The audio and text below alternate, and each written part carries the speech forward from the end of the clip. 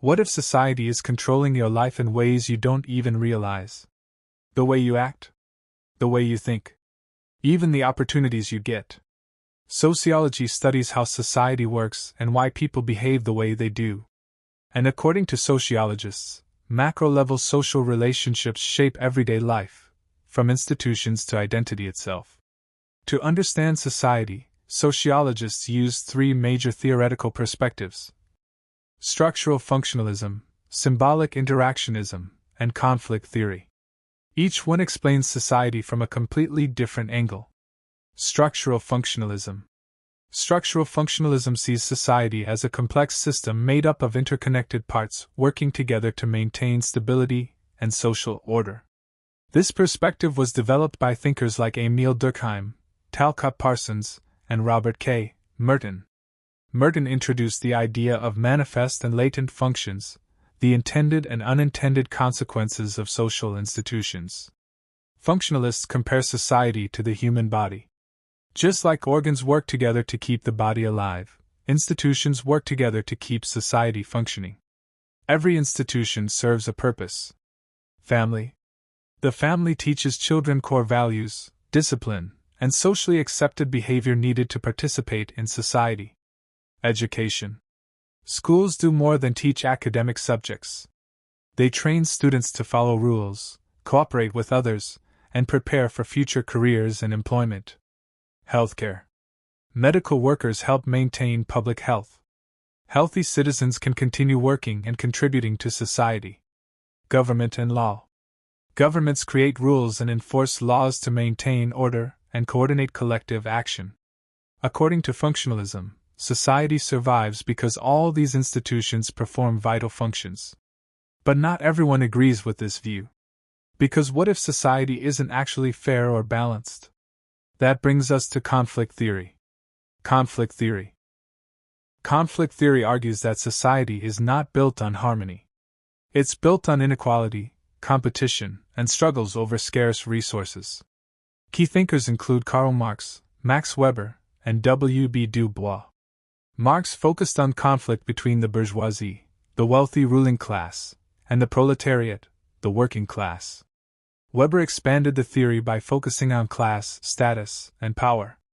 Du Bois explored concepts like double consciousness, the struggle of seeing oneself through the eyes of a society shaped by racism.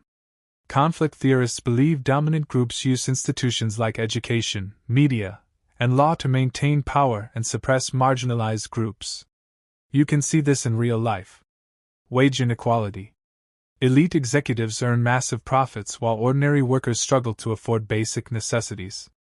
Unequal education. Wealthy students often gain access to elite private schools and powerful networks. Low-income students frequently attend underfunded schools with fewer opportunities. Media and power. Dominant groups can shape public narratives through media ownership, reinforcing beliefs that justify inequality. Social movements. Activism and protests emerge because marginalized groups feel oppressed and demand fair wages, equality, and justice. Conflict theory asks one major question: who benefits from society, and who loses?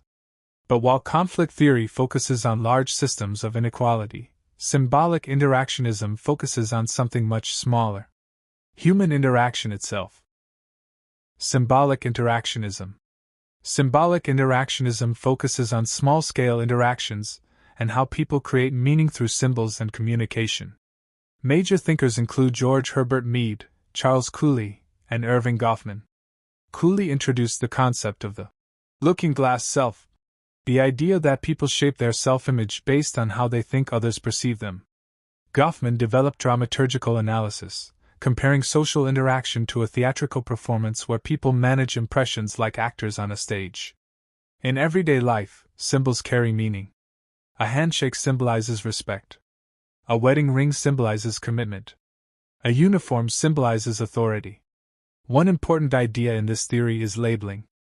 Labeling theory? When teachers label students as smart or troublemakers, students may internalize those labels and change their behavior accordingly. This can create a self-fulfilling prophecy.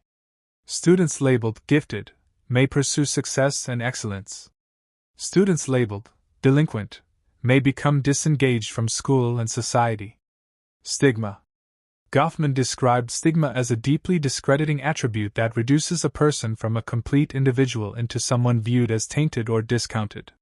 Symbolic interactionism asks, how do people create meaning through interaction? Comparing the three perspectives. These theories all examine society differently. Functionalism is a macro-level theory focused on stability, order, and social functions. It asks, what holds society together? Symbolic interactionism is a micro-level theory focused on symbols, meaning, and interaction. It asks, how do people create meaning? Conflict theory is also macro-level, but it focuses on inequality, power struggles, and competition. It asks, who benefits and who loses? Each perspective reveals a different side of society. No single theory can fully explain society on its own. But when functionalism, symbolic interactionism, and conflict theory are combined, sociologists gain a deeper and more complete understanding of the social world. Because society is shaped by structure, by power, and by the meanings people create every single day.